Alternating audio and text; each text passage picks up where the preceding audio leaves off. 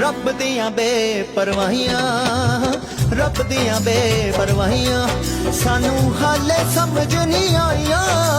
ਰੱਬ ਦੀਆਂ ਬੇਪਰਵਾਹੀਆਂ, ਰੱਬ ਦੀਆਂ ਬੇਪਰਵਾਹੀਆਂ ਸਾਨੂੰ ਹਾਲੇ ਸਮਝ ਨਹੀਂ ਆਈਆਂ। ਰੱਬ ਦੀਆਂ ਬੇਪਰਵਾਹੀਆਂ।